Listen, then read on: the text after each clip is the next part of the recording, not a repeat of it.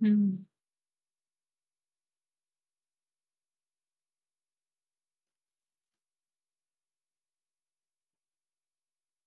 Hmm. Assalamualaikum. Selamat datang. Hello. Sila, sila, sila. Masuk, masuk, masuk dulu. Keteng, keteng, keteng, keteng. Hmm. Alright, okay. Bismillahirrahmanirrahim. Assalamualaikum. Selamat datang. Hello. Alright, okay. Sebelum kita memulakan kita punya study malam ni sama-sama, jom kita mulakan dengan bacaan doa. Bismillahirrahmanirrahim. Allahumma aftah alaina hikmatika wa yashra alaina min ghaza'in rahmatika ya arhamar rahimin. Rabbi shrah li sadri wa yassir li amri wahlul 'uqdatam min lisani yafqahu qawli. Subhanaka la ilma lana illa 'allamtana innaka antal halimul hakim. Alright. Siapa yang dah masuk ni, skrin saya jelas tak? Okay, sebelum kita mulakan, boleh get ready dengan awak punya buku nota, alat tulis, calculator. Okay, hari ni merupakan hari giliran tingkatan 4. So, hari ni kita akan live episod 10, matematik tingkatan 4, bab 2, part 3. Part yang terakhir. Okay. Kita dah buat iaitu soalan bahagian A, dah settle, soalan kertas 1. Dah settle, objektif, kertas bahagian, apa saya cakap ni? Kertas 2, bahagian A dah, bahagian B pun dah. Hari ni tinggal bahagian C je, sikit je tinggal. So, insyaAllah, once kita dah habis bahagian C ni kejap lagi, terus kita boleh masuk bab 3. Okay? Bab 3 tajuk apa? Tajuk penakulan logik. Okay, sebelum tu cuma boleh tap screen, nak ajak kawan-kawan pun boleh. Sebelum kita mula. Once kita dah mula tu, tak tulis belakang lah. Siapa lambat, tinggal. Bye-bye.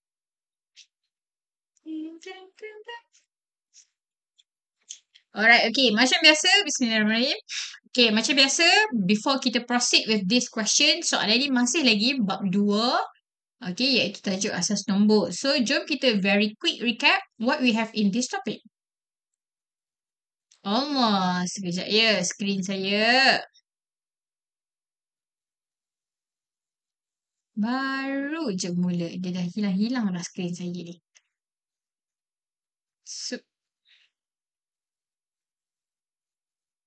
Okay, dah kan? Okay, alright. Alright, jom kita very quick recap what we have in this topic. Okay. Bab 2 tajuk asas nombor. Okay, first kali kita kena tahu asas nombor tu yang mana yang kecil kemetot kat bawah tu. Kalau dulu waktu form 3 kita belajar nombor kecil kat atas tu kita panggil index. Okay, kuasa. Tapi kalau nombor kecil kat bawah macam ni kita panggil asas. Okay, manakala nombor yang besar tu kita panggil apa? Kita panggil digit. Okay. Okay, cuba tengok nota cikgu kat sebelah kanan ni. Bagi setiap asas, digit yang boleh ditulis pada asas tersebut mestilah kurang daripada asas. Kalau nombor tersebut adalah asas 4, nombor yang boleh tulis kat sini mestilah kurang daripada 4. Sifar 1, 2, 3. 4 dan kat atas tak boleh. Kalau awak guna juga, automatic your answer will be wrong. Awak tak kira lagi. Awak baru tulis nombor je. Automatic salah. Okay. So, tengok kat bawah ni cikgu bagi. 3, 4, sifar 1, 7, 2, asas 4. Yang ni salah ni. Kenapa? Ni ada nombor 7. Ada nombor 4. Cannot. Dia mesti less than 4. Less than kita punya base. Sama jugalah untuk asas nombor 2, 3, 4, 5, 6, 7, 8, 9. Sama. Digit dia mesti kurang daripada asas. Okay, settle. Lepas tu, dalam tajuk ni awak akan jumpa 3 nilai ni. Nilai tempat, nilai digit dan juga nilai nombor. Nilai tempat tu, maksudnya dekat setiap digit tu ada nilai tempatnya tersendiri. Okay, nilai tempat tu bergantung kepada asas kita. Kalau asas 8, ujung sekali tu jadi 8 kuasa sifar. 8 kuasa 1. 8 kuasa kosong. Kuasa 2. Tapi kalau nombor awak asas 7, dia jadi 7 kuasa 1 kosong, 7 kuasa 1, 7 kuasa 2. Nilai tempat ni bergantung kepada asas kita. Okey. Manakala nilai digit, digit tersebut darabkan dengan nilai tempat tadi. Itu kita panggil nilai digit. Manakala nilai nombor, hasil tambah setiap digit darabkan dengan setiap nilai tempat tadi, kita panggil dia nilai nombor. Nilai nombor ni juga awak kenali dia sebagai asas 10. Cara nak tukar asas 10, ni kita panggil nilai nombor. Ataupun kita panggil cerakinkan. The same thing, benda yang sama. Alright, settle that part. Nilai tempat, nilai digit, nilai nombor. Okay, bila awak dah mahir semua nilai-nilai tu, lepas tu soalan dah boleh tanya soalan tukar-tukar asas pula. Okay, cara nak tukar asas mesti lalu jambatan. Okay, asas 2 sampai asas 9, kalau nak tukar pi asas mana pun, mesti kena tukar pi asas 10 dulu. Bila dah siap tukar jadi asas 10, baru tukar kepada asas yang lain. Macam mana nak tukar kepada asas 10 ni? Kita pakai kaedah cerakinkan. Ataupun yang tadilah nilai nombor tu, the same thing. Setiap digit tersebut darabkan dengan nilai tempat dia, lepas tu kita total up semua. Yang ni lah kita panggil nilai nombor, cerakinkan, the same thing. Okay, dapatlah nombor asas 10. Bila dah jadi nombor asas 10, nak tukar pula kepada asas yang lain. Katakanlah awak nak tukar kepada asas 8. Bahagi 8. Yang ni kita panggil kaedah pembahagian berulang. Pembahagian berulang. Kaedah pembahagian berulang ni awak dah belajar waktu tingkatan 1. Tajuk faktor dan gandaan. Awak dah belajar dah tajuk ni. Pembahagian berulang ni. Okay, so sebiji cara dia. Kalau nak tukar kepada asas 8, bahagi 8. Nak tukar kepada asas 5, bahagi 5. Nak tukar kepada asas 2, bahagi 2. Okay. Bahagi sampailah jawapan bawah ni sifar. Okay. So, mana satu jawapan akhir kita tu? Kita ambil yang dekat ni. Baki dia ni. Daripada bawah naik atas. Itulah jawapan kita. Itu daripada segi pertukaran asas nombor. Okay. Lepas awak dah pandai asas nombor, tukar-tukar pun dah pandai dah. Ni, dia tanya pasal bentuk lazim. Bentuk lazim hanya asas yang sama saja boleh buat. Asas yang sama tak boleh buat. Okay. Tambah ke, tolak ke, mesti syarat dia asas yang sama. Kalau sama, boleh buat bentuk lazim. Okay. Kalau tambah, hati-hati yang lebih tu. Make sure digit yang kita nak tulis kat bawah tu mestilah kurang daripada asas. Okay. Sama juga macam tolak. Kalau tolak, tak cukup kena pinjam kan? Bila kita pinjam, nombor yang nak bagi kat dia tu bergantung kepada asas. Last sekali, kalkulator. Nombor-nombor yang boleh tekan kalkulator hanyalah asas 2, 8 dan 10 sahaja. Sebab nombor lain tak ada kat kalkulator. So, nombor tu je boleh tekan kalkulator. Okay, ni maksud cikgu direct conversion lah nak tukar. Selalunya soalan ni dekat soalan objektif, boleh pakai kertas satu. Settle! Ni kita quick revision apa yang kita ada dalam topik ni. Sekarang, jom kita teruskan dengan soalan kita yang terakhir. Okay. Format SPM, kertas 1, objektif, kertas 2 ada bahagian A, bahagian B dan bahagian C. Semua kita dah siap dah, bahagian C je tinggal ni, soalan terakhir hari ni. Okay.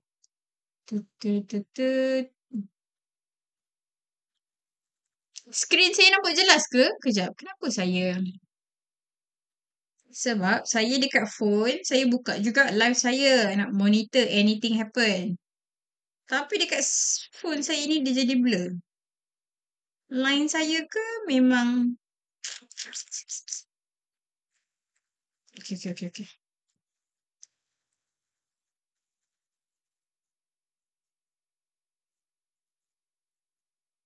Okay. Apa-apa jadi kat skrin bagi tahu saya tau. Phone saya ni pun kadang-kadang dengeng sikit kadang-kadang.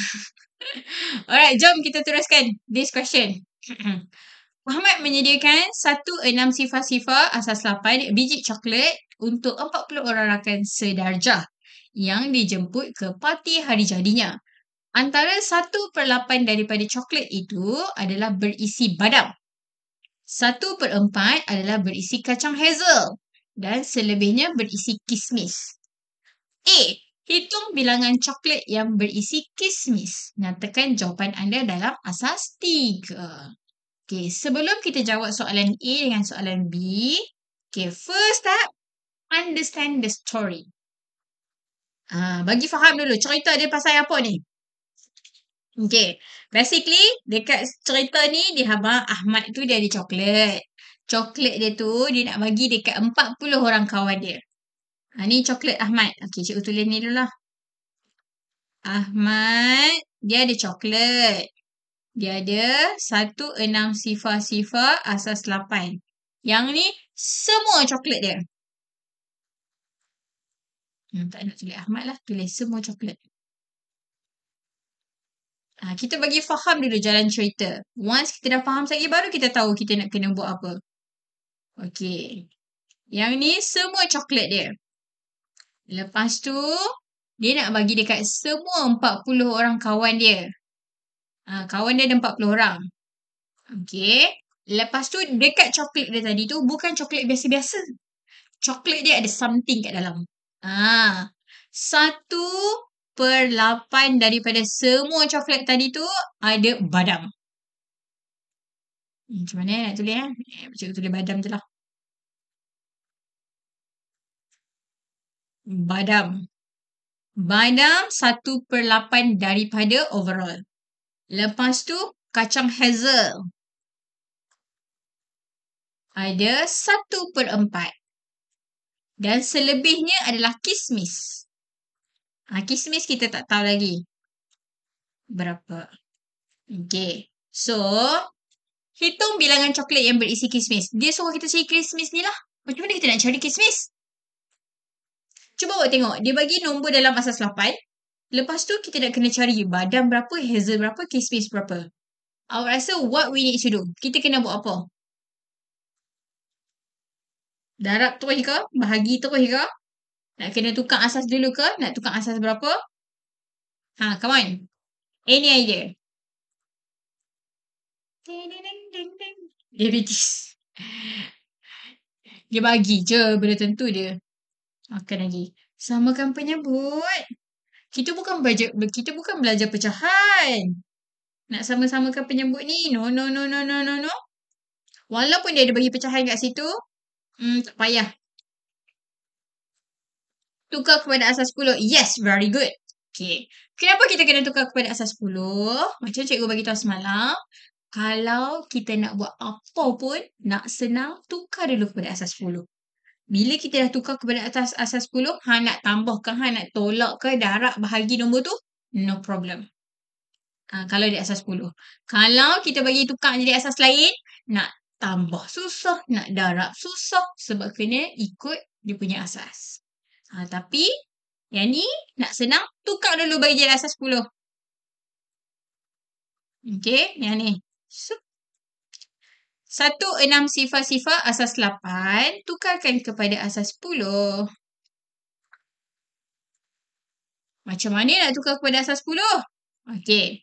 So, yang ni 8 kuasa sifar, 8 kuasa 1, 8 kuasa 2, 8 kuasa 3. 1 darab 8 kuasa 3 tambah 6 darab 8 kuasa 2.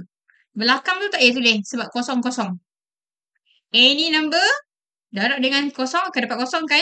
So kita kira yang depan ni je. Dapat berapa?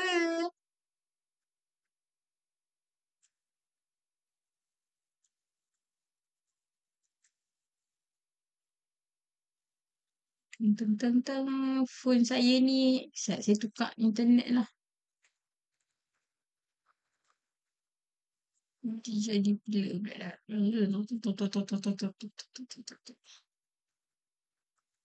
Okay. So, Semua coklat tu awak dapat berapa? 896. Boleh? 896. Direct calculator ada markah ke? Boleh je. Sebab kita nak tukar je. Nak direct calculator pun boleh this part. Sebab dia bagi markah tu sebab ada lagi benda lain kita nak buat kan? So boleh je. Okey, awak dapat 896 asas 10. Tak mau tulis asas 10 pun boleh. Okey. Yang ni semua coklat. Bila nombor tu dah ada dalam asas 10, kita boleh buat apa yang kita suka kan? Nak darab ke, tambah ke, tolak ke, boleh. Okay, now, can we calculate coklat yang ada badam kat dalam dia berapa? Kalau dikata satu daripada coklat itu adalah badam. So, what we need to do? 1 daripada 8 daripada. Daripada. What does it mean? 1/8 daripada semua coklat tadi. Daripada maksudnya darab. Yes, very good. So, darab dengan semua coklat tadi. Yang ni lah. Yang kita dah tukar jadi asas 10 tu. So, 1/8 darab 896. Tekan kalkulator. Dapat berapa? Hai cikgu. Hai. Yang ni cikgu tunjuk satu-satu tau. Sebab nak bagi kita faham. Kalau awak ada power lagi, cikgu tunjuk jalan shortcut dia. Okay, so coklat badam berapa? 1/8 darab 896. 112. Okay, thank you. Okay. Manakala coklat hazel adalah 1/4 daripada coklat tu. 1/4 darab dengan 896. Berapa?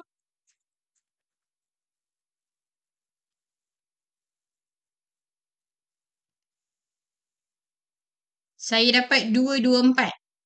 Betul tak? Okay, thank you. Kismis dia kata selebihnya. So, macam mana nak kira kismis? Selebihnya. 1/8 adalah badam, 1/4 hazel, selebihnya adalah kismis. Selebihnya tu macam mana nak kira? Selebihnya tu ambil semua coklat tadi. 896 tolak dengan badam. Tolak dengan hazel. Dapatlah kismis. Di sini baru bab 2 cikgu. Sekarang pun tengah ingat apa yang belajar kat sekolah tadi. Kat sekolah bab berapa? 560. Betul. Very good. 560. Asal 10. Inilah kismis. Cikgu tahu sekolah saya pergi belajar chapter 10 dulu. Boleh je. Tak kisah. Okay. Lepas tu dia kata nak jawapan tukar kepada asas 3. Okay. Macam mana kita nak tukar kepada asas 3? Kita buat kaedah pembahagian berulang. Okay. 5/6 sifar bahagi 3. Kenapa bahagi 3? Sebab nak tukar kepada asas 3. Okay. Cuba tekan kalkulator. 560 bahagi 3. 560 bahagi 3. Jawapan awak dah dapat dalam pecahan kan? Awak tukar kepada pecahan nombor bercampur. Awak dapat macam ni. Betul tak? Kan? So, 186 ni jawapan dia. 2 kat atas ni bagi 3 ni kita punya asas. Betul? Next. Sambung lagi. 186 bahagi 2. Bahagi 3, sorry. Bahagi 3. Dapat berapa?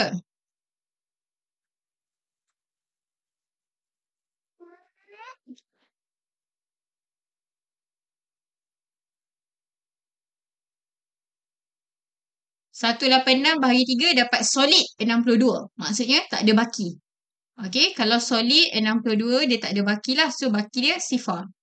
Okay, sambung lagi. 62 bahagi 3. 62 bahagi 3 pecahan. tukar kepada pecahan nombor bercampur. Dia akan jadi 22/3. Betul? 20-nya di sini. 2 itu bakinya. Asasnya 3. Benar kan? Benar. Okey. Sambung lagi bahagi. 20 bahagi 3. Tukar kepada pecahan nombor bercampur. Jawapan 6 baki. Jawapan betul 6 baki 2. Yes, very good. Sebab dekat kalkulator awak dapat macam ni. 6, 2/3. Ni jawapan. Yang ni baki. Yang ni asas. Okey. Sambung lagi. 6 bahagi 3. Dapat 2, cikgu. Tak ada baki. Sifar. Okey. Sambung lagi. 2 bahagi 3. 2 bahagi 3 awak dapat macam ni je. 2/3. Depan ni tak ada kan? So, jawapan dia sifar. Baki dia 2. Macam tu. Dah siap. So, jawapan kita dalam asas 3 kan? So, ni jawapan dia.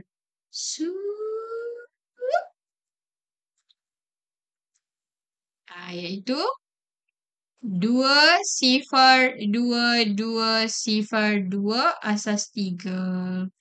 So, inilah jawapan tu. Ataupun coklat kismis tadi tu. Okey. Macam tu. Kita cari dulu coklat semua tadi tu berapa dalam asas 10. Lepas tu kita cari setiap satu. Badam berapa, hazel berapa, kismis berapa. And then, baru kita tukar. Panjangnya cikgu. Dia bagi 3 markah je. Okay, macam cikgu cakap tadi, yang ni cikgu ajak seketui-seketui sebab nak bagi kita faham. Once awak dah faham nanti, awak boleh buat jalan shortcut. Shortcut dia macam mana cikgu? Shortcut dia, kan soalan dia tanya kismis je. Badam dengan hazel tu tak cari pun tak apa. So, this part, Satnah cikgu turun sikit. So, this part, awak boleh buat shortcut sikit. Macam mana nak buat shortcut tu? Kita ambil, ingat, kalau kita belajar pecahan, keseluruhan kita kira 1. Betul? Macam sebiji kek, 1. Lepas tu, 2/3 bagi kat ni, 1/4 bagi kat ni. So, kalau kita nak cari kismis tu, awak boleh buat macam ni terus. Kismis sama dengan 1 minus 1/8 minus 1/4. Ni kita punya pecahan. Big 1 minus yang kita tak mahu tu. Darabkan dengan semua coklat yang awak tukar jadi asas 10 tadi tu. Terus dapat kismis. Ni kalau shortcut. Kalau awak dah faham dah cara nak buat macam mana, awak boleh buat macam tu. Tapi kalau awak lemah nak buat satu-satu macam tu pun boleh. You will get the same answer. Okay. Settle untuk soalan A. Siapa nak screenshot boleh. Sebelum cikgu nak padam. Cikgu nak tulis untuk jawapan B pula. Tak celui. Dah. 5, 4, 3, 2, 1. Ping! Masa tamat.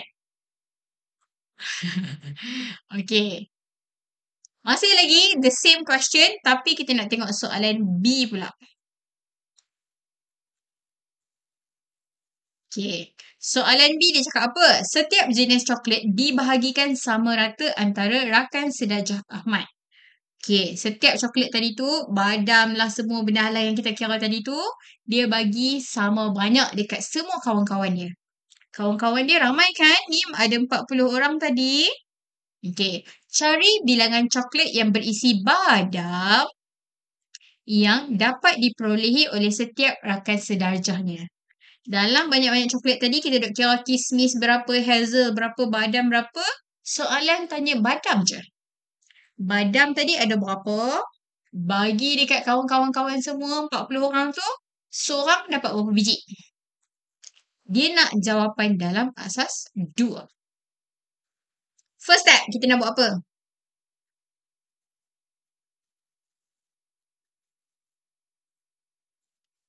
Dia cakap pasal badam je kan? Okey, tadi badam kita dah kira. Cikgu tulis lagi sekali lah. In case siapa yang baru masuk, tak ada apa-apa pun cikgu kat situ. Cikgu dah padam dah. Okey, tadi kita dah kira badam. Badam iaitu 1/8 darab dengan this one yang kita dah tukar kepada asas 10 tadi. Iaitu tadi kita dapat 896 asas 10. So kalau nak cari badam, 1/8 darab dengan yang dah tukar kepada asas 10. So kita tahu, badam ada 112 biji. Tadi kita dah kira kan? Ni cikgu tulis balik. Okay. Bila kita dah tukar kepada asas 10, kita boleh buat apa yang kita suka. Kita mau tambahkah, tolakkah, darabkah, bahagikah? Boleh. Sebab asas 10. Okay. Bila dia nak bagi kat kawan dia 40 orang, kita kena buat apa? Dia nak bagi sama rata. Maksudnya, hang ambil ni, hang ambil ni, hang ambil ni. Semua ambil seorang sikit. Bahagi, yes. So, ambil 112 ni tadi, bahagi 40. Kenapa bahagi 40? Kawan dia ada 40? Ni, dia kata dia bahagikan sama rata dengan rakan sedarjah Ahmad. Semualah. So, 112 bagi 40. Bahagi, Sat? 112 bagi 40. Cikgu dapat perpuluhan 2.8. Okey. Lepas tu cikgu takkanlah kawan tu dapat 2.8 biji coklat. Macam mana tu? Disebabkan kita tengah sembang pasal coklat kan? Takkanlah awak nak bagi dekat kawan-kawan Ahmad tu 2. Lepas tu kerat sikit. Nak bagi cuma punyalah adil. So, kalau kita nak round off kita punya jawapan, kita nak jadikan berapa? Adakah awak sanggup bagi 2.5 coklat? Kalau kita round off, nak bagi berapa biji? Kita tengah cakap pasal coklat ni. Berapa biji coklat nak bagi? 3. Kita bagi 2. Kenapa 2, cikgu? Sebab kalau kita bagi 3, tak cukup. Kawan semua ada 40 kan? Kalau kita bagi 3, tak cukup. Cuba awak tekan 3 darab 40. 120. Dia ada 112 biji je. Tak boleh. So, kita kena ambil yang rendah. Betul. Kita belajar dulu kalau bundarkan 2.8, dia dekat dengan 3. Tapi, yang ni kita tengah cakap pasal coklat. Kalau kita ambil 3, tak cukup lagi nak bagi kat kawan-kawan. Adil lah. Lagi ada yang kawan dapat 3 biji, ada kawan yang dapat 2 biji. Disebabkan tak cukup, kalau kita nak ambil 3, kita ambil yang rendah. So, kita ambil 2 biji. So, setiap kawan-kawan dia dapat seorang 2 biji saja. Okay, boleh setakat tu? Okay. Tapi, habis lagi. Soalan cakap, dia dah bahagi dekat kawan dia. Nyatakan jawapan anda dalam asas 2. Adakah awak tulis 2 biji macam ni? Adakah ini nombor asas 2?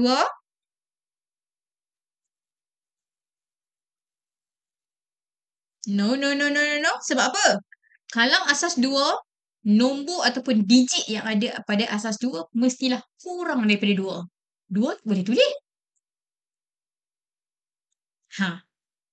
So, macam mana? 2 biji tu kita nak tukar menjadi asas 10. Asas 10, sorry. Asas 2. Betul. 2 biji ni adalah asas 10.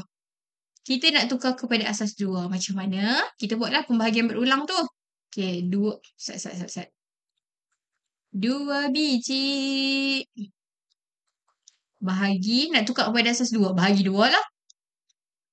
2 bahagi 2, 1. Baki dia, sifar.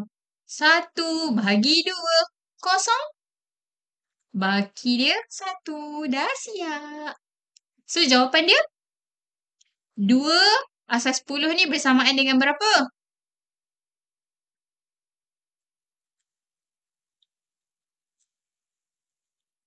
1 sifar asas 2. Betul. Itu jawapan dia. Settle untuk soalan B. Nah, siapa nak screenshot? Kecil-kecil. Okay, so this is the last question untuk this chapter. Bab 2, tingkatan 4. Ada apa-apa lagi nak tanya? Kalau tak ada apa-apa, kita nak jump terus ke bab 3. Anything? Nak tanya? Lekas. Tak ada. Cikgu masuk bab 3 lagi. Cikgu, saya ada soalan. Bab 2 hari tu, saya belajar kat sekolah macam ni. Ni. Tidak akan dilayan sama sekali. Kalau saya dah masuk bab 3 sekejap lagi. So, sekarang, sementara tak masuk lagi ni, anything you want to ask me regarding chapter 2. Asas nombor.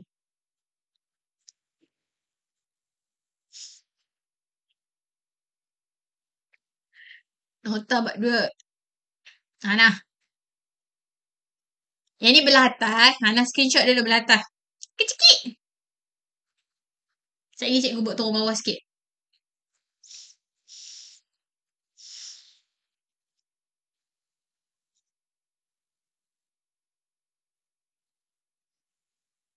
Dah.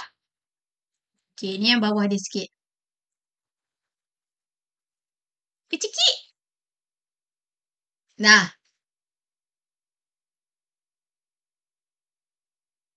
Tiada cikgu. Okay, thanks cikgu. Okay. Dengan itu, maka berakhirlah kita di bab 2 asas nombor sekarang. Tibalah masanya untuk kita masuk bab 3. Okay. Ready? Take out your notebook. Sebelum kita nak buat soalan, kita kena buat nota dulu. Dalam bab Dalam bab 3 ni benda apa yang awak kena tahu? Bab 3 ni complicated sikit. So, kena catat. Bab 3 dia banyak main dengan ayat. So, silalah catat. Cepat, pergi ambil buku nota. Cepat, cikgu dah buat nota dah ni. Banyak, panjang nota cikgu buat.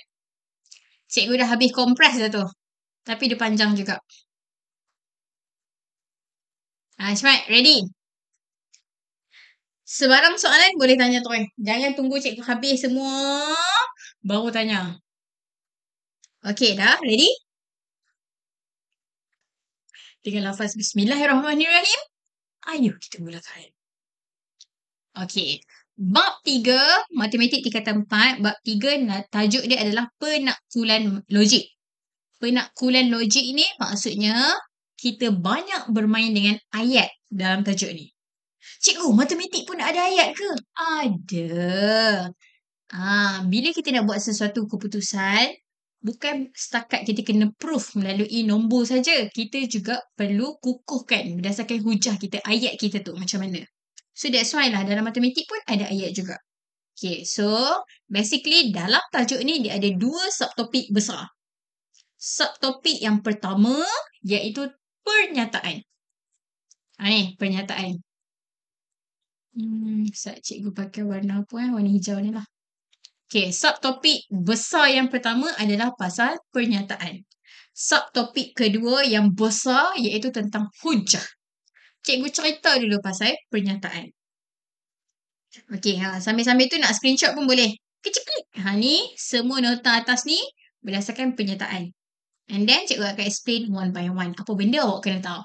Yang mana cikgu tak sebut tu maksudnya biasa-biasa je. Penting sangatnya. Macam tu. Alright, okay. Ready? Let's go. Okay. Tajuk ni kan nama dia pernyataan. Jadi, pernyataan itu apa? Pernyataan itu adalah ayat penyata.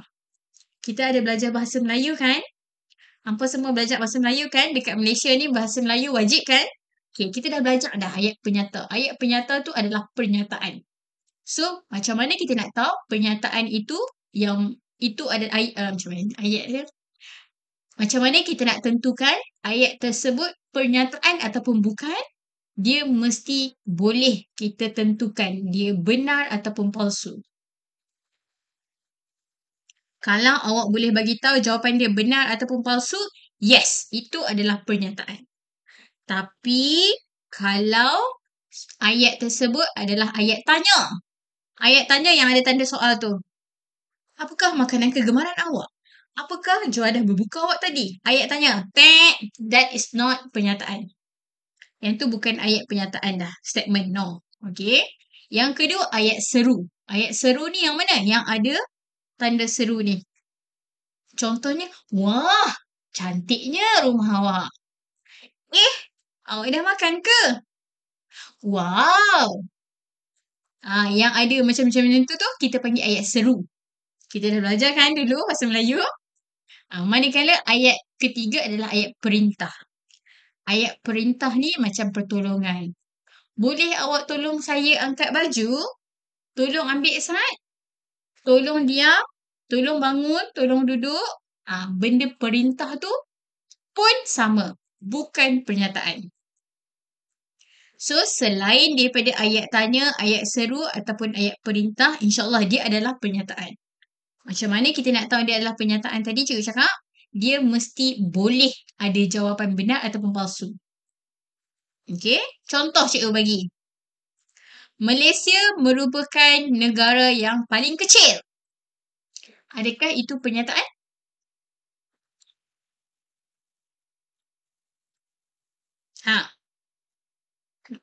Malaysia adalah negara paling kecil. Adakah ayat itu pernyataan? Ya, pernyataan. Benar, pernyataan. Kenapa awak cakap pernyataan? Sebab kalau pernyataan cikgu benar, maksudnya memang betul lah Malaysia ni negara paling kecil. Tapi kalau pernyataan cikgu salah, mana ada cikgu? Ada negara lain lagi kecil. So, kalau ayat cikgu betul ke, salah ke, still kita panggil pernyataan. Sebab kita boleh tentukan dia benar ataupun palsu. Okay? Tapi kalau selain daripada jawapan benar ataupun palsu tu salah lah. Contoh cikgu cakap. Adakah Malaysia negara ASEAN? Jawapan awak benar. Jawapan awak ya cikgu, betul. Malaysia negara ASEAN. Salah lah. Sebab apa? Itu adalah ayat tanya. Ayat tanya cannot. Okay. Jawapan pernyataan tu mesti benar ataupun palsu je. Kita tengok contoh lah, senang sikit. Alright, okay. So, dalam pernyataan ni dipecahkan kepada 4 subtopik kecil. Yang pertama, penafian. Deny. Okay, kalau ayat pernyataan biasa, kita akan pakai simbol dia P. So, kalau kita nak deny dia, penafian, kita letak simbol dia macam ni. Ombak P. Macam ni simbol dia. Okay, dalam penafian ni, kita hanya perlu tambah perkataan bukan ataupun tidak. Contoh tadi awak kata, saya cakap, Malaysia adalah negara paling kecil. Kalau saya nak menafikan pernyataan saya tadi tu, Malaysia bukan negara paling kecil. Nampak? Cikgu tambah bukan je. Dia dah jadi ayat penafian. Okay, macam tu je. So, ada certain ayat lagi sesuai pakai perkataan bukan. Ada certain ayat lagi sesuai pakai perkataan tidak. That's it. Okay. Subtopik yang kedua iaitu ayat majmuk. Awak dah belajar juga kan dalam bahasa Melayu? Ayat majmuk. Ayat majmuk ni apa? Kita nak gabungkan bagi jadi satu ayat. Okay. So, macam mana kita nak gabungkan dia? Kita boleh guna perkataan dan ataupun atau. Contoh tadi, Malaysia adalah negara paling kecil. Tu ayat pertama. Ayat kedua, cikgu letak, Malaysia mempunyai rakyat yang berbilang kaum. Kalau cikgu nak gabungkan dua ayat ni, Malaysia adalah negara paling kecil dan mempunyai rakyat yang berbilang kaum.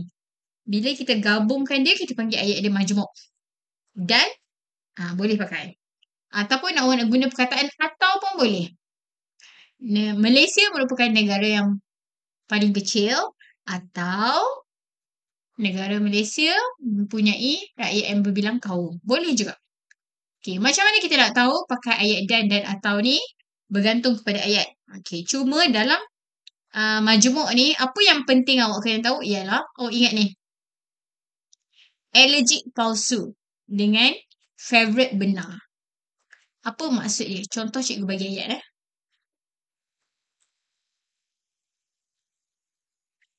Ali seorang lelaki dan suka pakai tudung. Okey, ayat cikgu salah ke betul ke? Lain cerita. Baca dulu ayat tu. Ayat tu adalah ayat pernyataan kan? Ali seorang lelaki dan suka memakai tudung. Okey, ini adalah ayat pernyataan, ayat majmuk. Okey, macam mana kita nak tahu dia benar ataupun palsu ayat dia tu? Thank you siapa bagi gift kat saya tadi. Sorry tak perasan. Arisa dengan Najwa. Thank you. Okey, Ali seorang lelaki ayat pertama. Dia suka pakai tudung ayat kedua. Ali seorang lelaki, betul lah dia lelaki. Suka pakai tudung. Dah lelaki suka pakai tudung. Ayat ni salah. Dia guna perkataan dan. Ingat tadi cikgu cakap, kalau ada perkataan dan, dia allergic palsu. Apa maksud allergic palsu tu? Ni, pakai tudung ni salah, palsu. Kalau ada satu je salah, automatik semua ayat ni palsu. Itu maksud cikgu. Kalau ada perkataan dan, dia allergic palsu. Walaupun ayat depan betul, ayat belakang je salah cikgu. Kalau satu sikit je salah, semua sekali salah. Itu maksud cikgu, allergic pada palsu. Kalau perkataan dan. Boleh faham? Ali seorang lelaki dan suka pakai tudung. Pakai tudung tak boleh Ali, dia lelaki. So yang bawah tu palsu. Yang atas tu betul. Sikit je salah, semua sekali salah terus. Kalau guna perkataan dan. Tapi, kalau cikgu pakai perkataan atau. Nampak ni dekat dan tadi cikgu tukar jadi atau. Ali seorang lelaki atau suka pakai tudung. Kalau ada satu ayat betul, satu ayat salah, yang semua ni dikira betul. Kenapa? Kalau guna perkataan atau, dia favorite dengan perkataan benar. Jumpa je benar je, jumpa je betul, semua sekali betul. Dia tak tengok dah salah satu ke tak. Sebab dia favorite yang betul. Macam tu. Means kalau ayat dia dua-dua betul tapi ada dan dia tetap palsu ke cikgu? No, bukan. Kan cikgu cakap, kalau ayat majmuk ni, dia allergic palsu. Kalau dia jumpa palsu je, dia salah terus. Tapi kalau awak dua-dua palsu, memang palsu lah. Kalau ayat dua-dua betul, betul lah. Tak ada pun kita jumpa palsu kan? Sebab tu cikgu cakap dia allergic palsu. Jumpa palsu je, palsu semua. Tapi kalau dua-dua ayat tu betul, betul lah. Macam tu. Kalau dua-dua ayat palsu, guna atau, semua palsu lah, ya betul. Kalau dua-dua palsu, palsu lah. Tapi dia ni favorite benar. Kalau ada satu je benar, yang lagi satu salah, dia kira benar. Sebab dia suka dekat perkataan benar. Itu maksud cikgu ni. Allergic palsu dengan favorite benar. Okay. Boleh. Okay. Settle untuk ayat majmuk. Okay. Yang ketiga, implikasi. Okay. Implikasi ni panjang sikit. Ni cikgu bawa ke kanan sikit. Okay. Untuk implikasi, ayat dia akan bagi panjang. Contoh dia bagi, jika P maka Q. P tu adalah anti-jadian. Q tu adalah akibat. Apa maksud anti-jadian dengan akibat tu? Maksudnya, kalau contoh cikgu bagi ayat, kalau makan nasi, awak kenyang. Kenyang tu adalah akibat makan nasi tadi tu. So, dia ada kaitan. Okay, contoh cikgu bagi yang tadi. Kalau awak makan nasi, awak akan kenyang.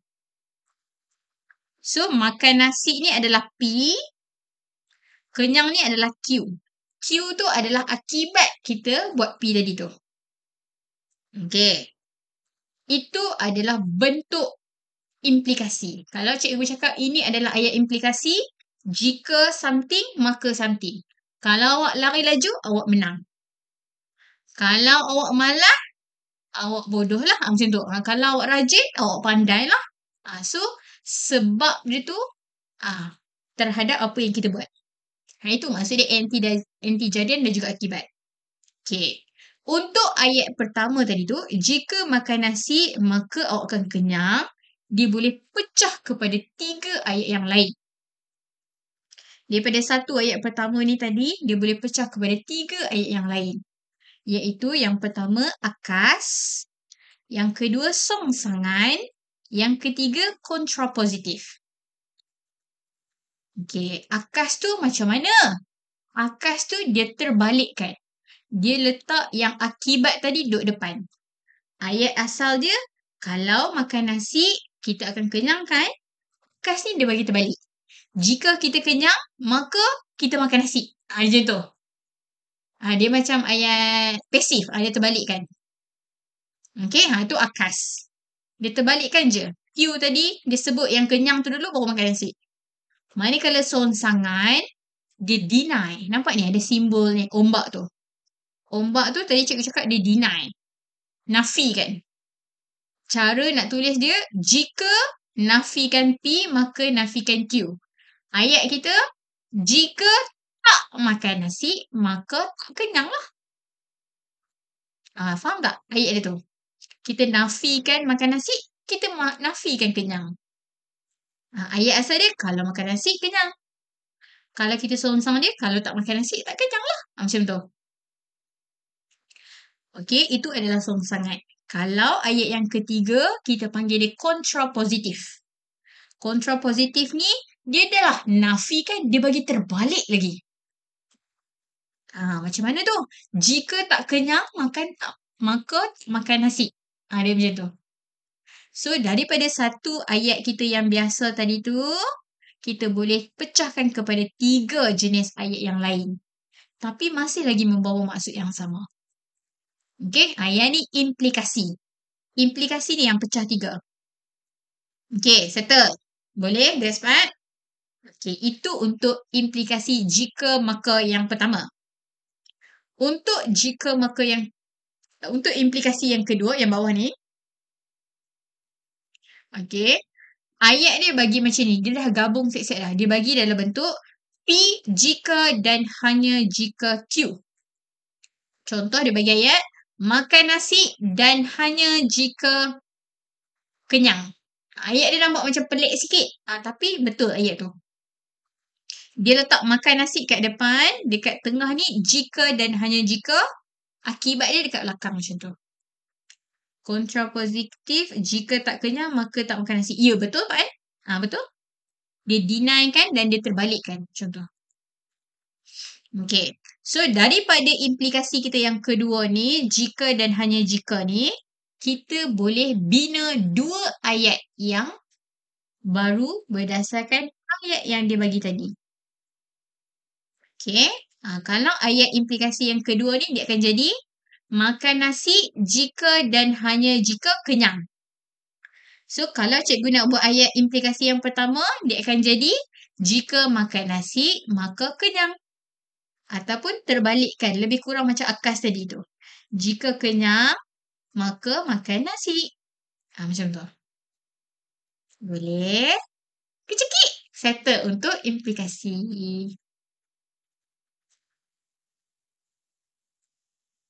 Okay. Boleh. So far boleh.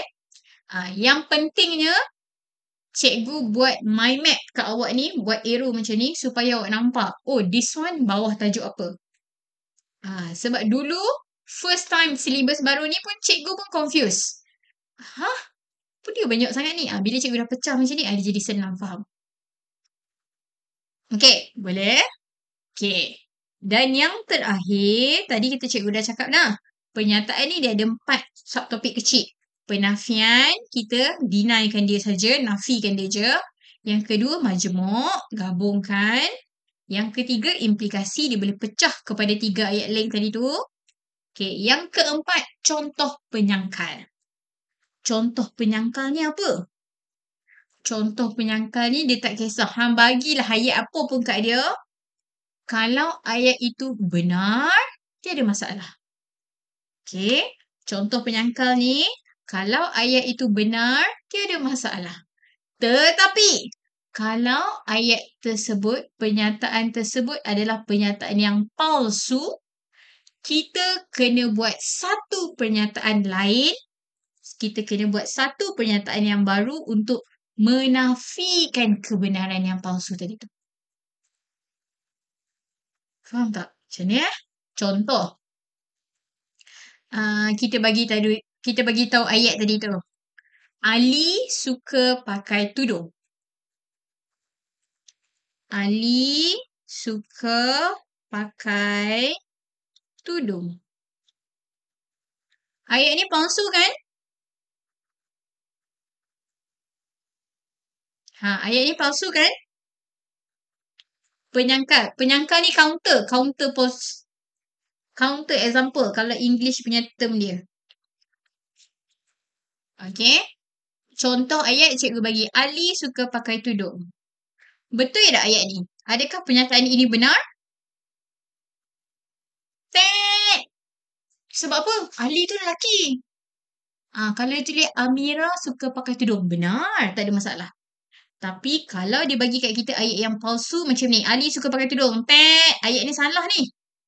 So, apa yang kita kena buat? Bila kita jumpa ayat yang salah macam ni, kalau jumpa ayat yang betul, tak ada masalah. Kalau kita jumpa ayat yang salah, baru kita kena buat something. Kita kena buat apa? Kita kena buat ayat untuk menafikan ayat tersebut. Awak nak tulis apa? Ali suka pakai tudung. Macam mana kita nak bagi betul ayat ni? Awak nak buat macam mana? Macam mana kita nak menafikan? Tadi kita dah belajar. Kalau nak menafikan, kita boleh guna perkataan tidak ataupun bukan. Ali tak suka. Pandai. Kita tukar. Daripada ayat ni, kita tukar. Tambah sikit. Ali tidak suka pakai tudung. Sekarang ayat tu dah jadi benar. Itu je. Counter positif ni ataupun contoh penyangkal ni, awak hanya perlu do something kalau ayat itu salah.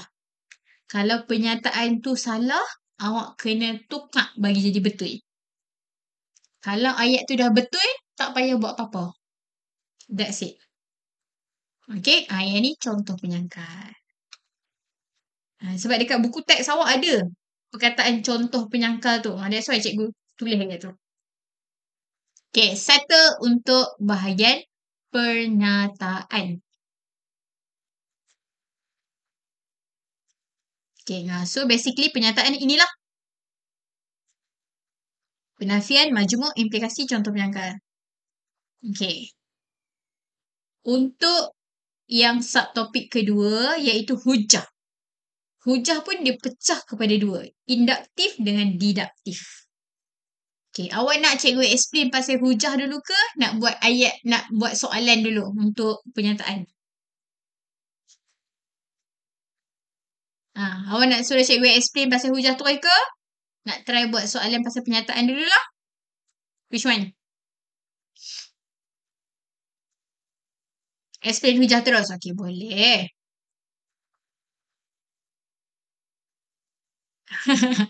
Mak saya tak percaya saya belajar maths. Dia cakap ini BM. Bukan, Mak. Yang ni matematik.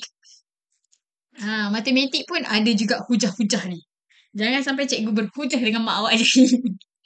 Alright, okay. Tadi kita dah settle untuk the first subtopic pasal pernyataan. Okay, now kita pasal second subtopic iaitu tentang hujah. Okay, ni big title lah. Tajuk dia pasal hujah. Hujah ni apa? Basically dia cerita pasal apa? Hujah ni tentang buat kesimpulan. Tu cikgu dah buat nota sikit kat situ. Hujah ni dia cerita pasal kesimpulan. Hujah ni cerita pasal buat kesimpulan. Okey. Hujah terbahagi kepada dua. Diduktif dan juga induktif. Okey, jom kita tengok dulu diduktif. Bab ni penaklukan logik kan? Dia benar. Okey, jom kita tengok dulu. Hujah diduktif. Okey. Hujah diduktif ni macam mana penaklukan logik kan? Bukan penaklukan. Bukan penaklukan. Penaklukan. Taklukan tu lain. Tu takluk. Lain tu, lain. Okey, didaktif. Okey, macam mana kita nak kenal induktif tu macam mana, didaktif tu macam mana? Okey, awak ingat ni. Cikgu ada bagi hint sikit kat awak ni, yang warna merah tu. Untuk didaktif, awak ingat perkataan duduk. Okey, didaktif, awak ingat perkataan duduk. Ingat yang belakang tu, D-U-K. D untuk didaktif, U untuk umum. Umum tu cikgu fokus kepada premis. Premis ni maksudnya ayat awal. Okey. K maksudnya khusus. Khusus ni merujuk kepada kesimpulan yang khusus. So untuk didaktif ingat duduk. Boleh? Duduk. Didaktif umum khusus. Umum premis khusus kesimpulan. Okey. So macam mana kita nak tahu ayat didaktif ni sah ataupun tidak sah? Okay, untuk selalunya dalam topik didaktif ni, dia akan bagi ayat kat awak. Dia akan tanya, adakah ayat ini ayat yang sah? Adakah ayat ini tak sah? Maksudnya sahih tak sahih macam tu. Macam mana kita nak tentukan? Okay.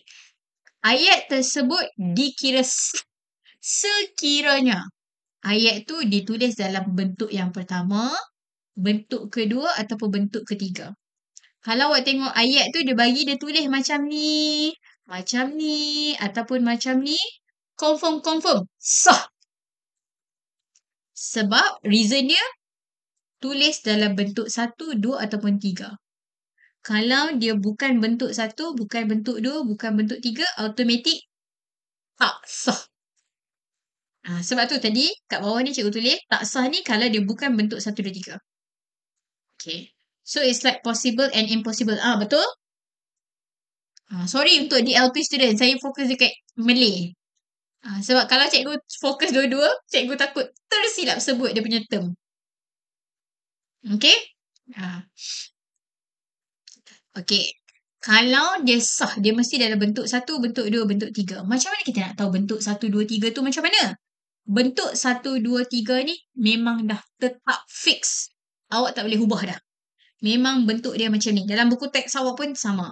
Bentuk yang pertama, macam ni cara tulis dia. Premis pertama ni, ayat pertama, dia ada perkataan semua. A ialah B. Premis kedua, C ialah A, kesimpulan C ialah B. Yang cikgu tulis A, B, C, A, B ni apa? Ayat lah something. Contoh cikgu bagi, semua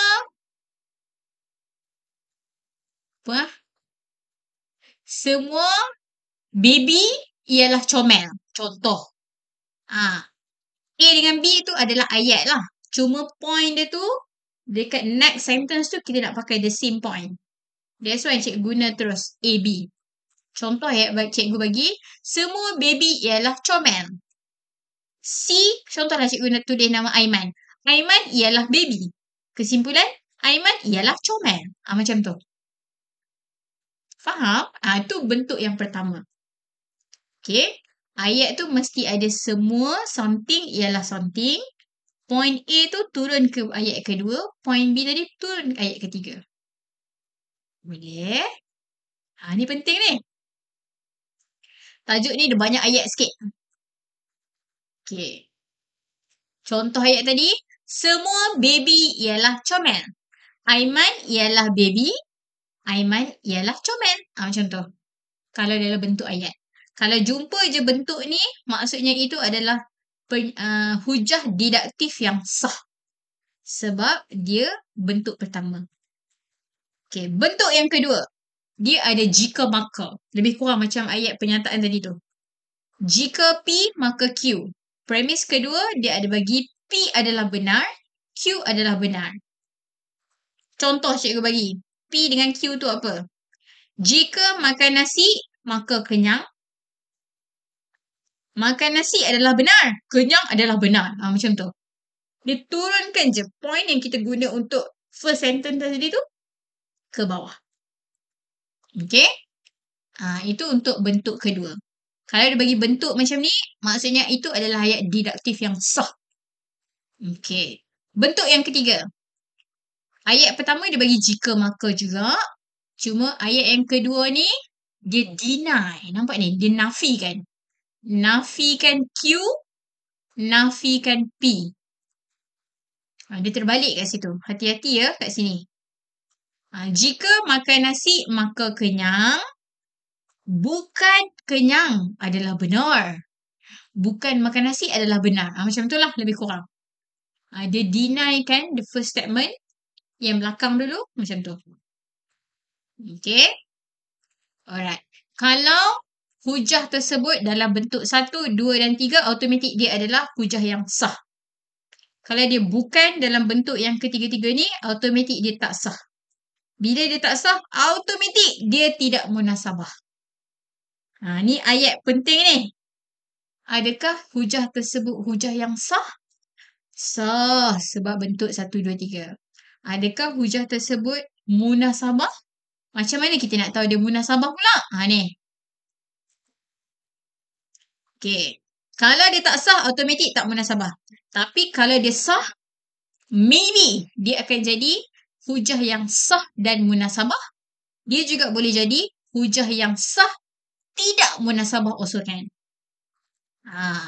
Kalau hujah yang sah tapi munasabah, tiga-tiga ayat tu adalah benar. Maksud cikgu tik tu apa? Maksudnya ayat tu betul lah. Contoh, makan nasi kenyang. Betul? Ahmad pakai tudung. Salah. Tu kalau pangkal tu tak boleh. Kalau pernyataan itu benar, semua kita tik, tik, tik, tik macam tu, itu adalah hujah yang sah dan munasabah. Tapi, kalau salah satu premis kita salah, kesimpulan kita betul, ini masuk kategori tidak munasabah. Maksudnya, hujah tersebut sah tetapi tidak munasabah. Macam tu. Kalau salah satu premis dia tu salah, kesimpulan dia betul. Okay, boleh? Nah, kecil-kecil. This one untuk diduktif.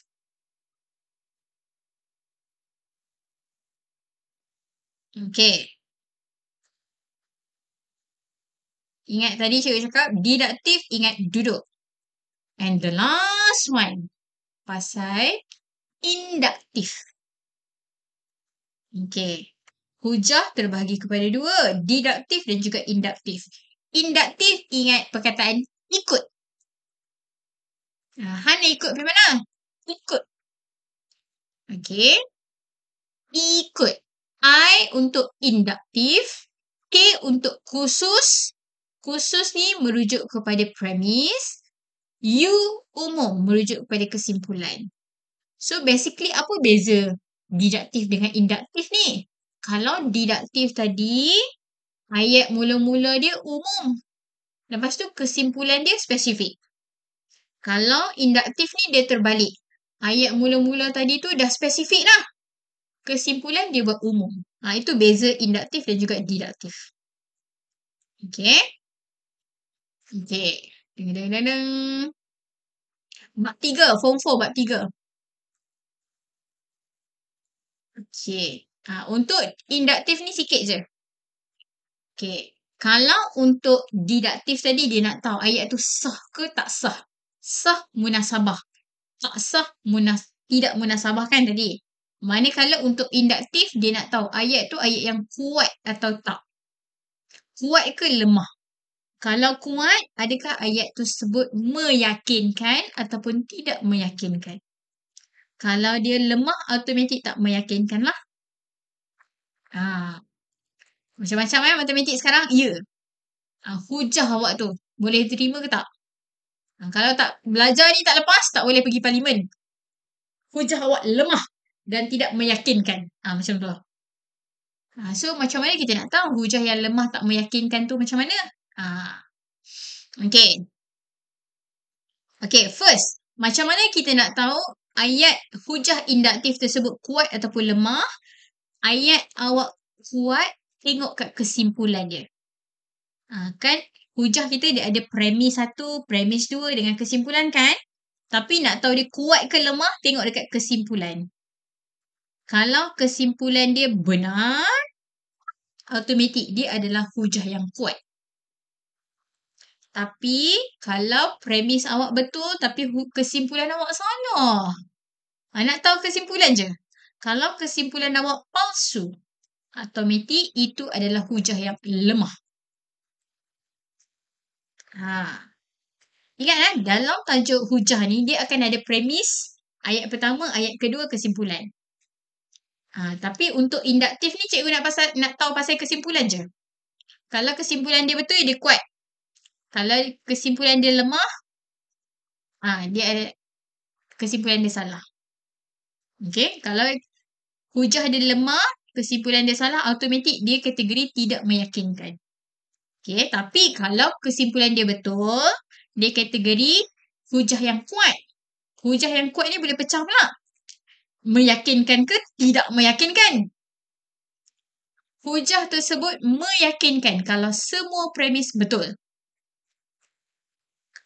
Hujah tersebut dia kuat tapi tidak meyakinkan bila ada premis yang salah. Kan tadi cikgu cakap untuk hujah dia ada premis 1, premis 2, dia ada kesimpulan. So kesimpulan kita nak tahu dia kuat ke lemah. Premis 1 dengan 2 ni kita nak tahu dia meyakinkan ke tak. Kalau betul-betul dua-dua, meyakinkan. Salah satu, lemah. Dia tak meyakinkan lah macam tu. Faham tak? Banyak betul kena faham ni. Ya, betul. Tajuk ni je kena baca sikit. Tajuk lain, simple. Bab 2 senang kan? Kita buat kejap je. Bab ni je dia panjang sikit. Sebab dia pecah. Siapa nak?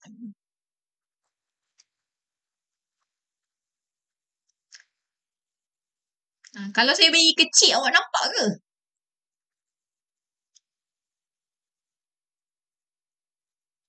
Ni kalau penuh untuk hujah. Awak swipe, check komen awak tu ke tepi, skrin awak akan jadi clear. Okay, baru screenshot. This one untuk part hujah. Kecil-kecil. So, next week kita baru sambung untuk soalan.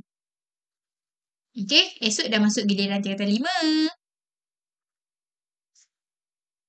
Tajuk ni dia senang je. Cuma banyak benda sikit nak kena ingat. Effort lah cikgu buat nota. Ya. Sebelum cikgu nak ajar awak, cikgu kena bagi faham dulu. Cikgu dah faham, dah strong dah pemahaman cikgu, baru boleh cikgu ajar awak. So kalau cikgu dah mudah faham, barulah awak mudah faham. Sebab itulah cikgu buat nota macam ni. Okay. Settle.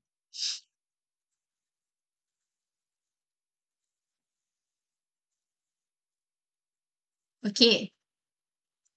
So, bab 2 dah settle. Bab 3 kita dah settle explanation. So, ni jadual cikgu. Siapa yang baru first time join live saya, kecil-kecil. Ni jadual live saya. Setiap hari Selasa dan Rabu, cikgu akan buat live untuk Maths Form 4. Semalam dengan hari ni lah, Selasa Rabu.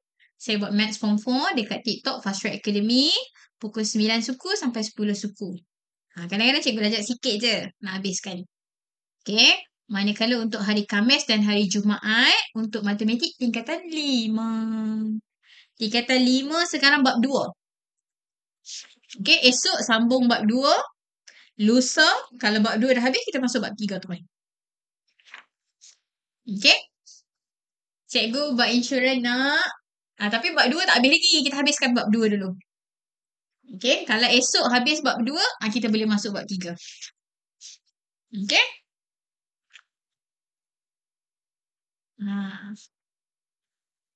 Dia susah. Dia tak susah. Dia faham je. Cuma nak faham mula-mula tu je. Samalah macam tajuk hari ni. Samalah macam penakulan logik ni. Susahnya. Sebab banyak benda nak kena ingat kan. Tapi once kita dah faham tu, biasa je. Bab 2 dah sampai matrik songsang ke belum? Esok baru masuk. Okay.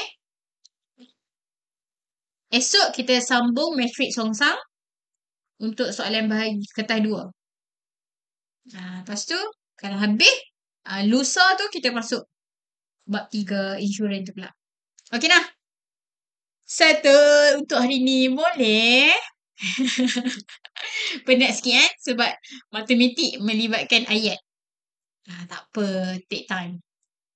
Mula-mula nak bagi faham je. Bila kita dah mula buat soalan, awak dah faham dah. Tak ada masalah. Cikgu ada record live ke? Ada. Recording saya akan upload dekat YouTube. YouTube personal saya, nama tu Yana Fast Track. TikTok saya Yana Fast Track, IG saya Yana Fast Track, YouTube saya pun Yana Fast Track.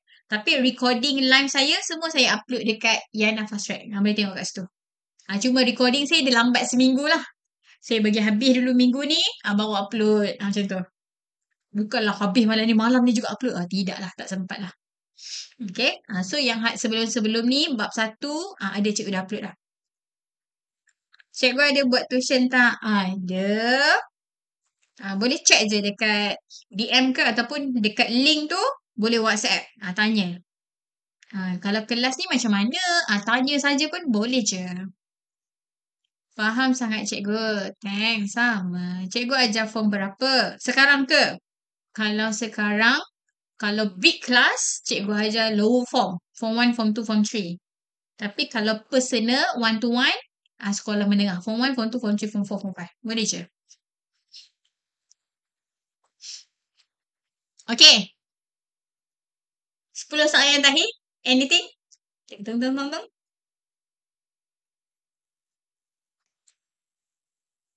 5, 4, 3, 2, puasa. Niat puasa cikgu. Okay, jom kita niat puasa sebelum kita habis. Okay, 1, 2, 3. Nawaitu sauma ghadin an ada'i fardhi ramadana.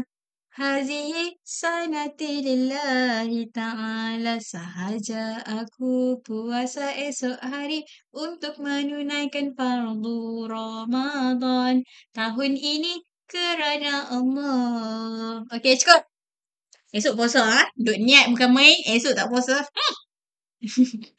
Okay lah, so itu saja. Kita jumpa live esok pukul 11 malam dekat TikTok personal saya. Okay, TikTok Yana Fast Track. Okay, jumpa lagi. Assalamualaikum. Bye-bye.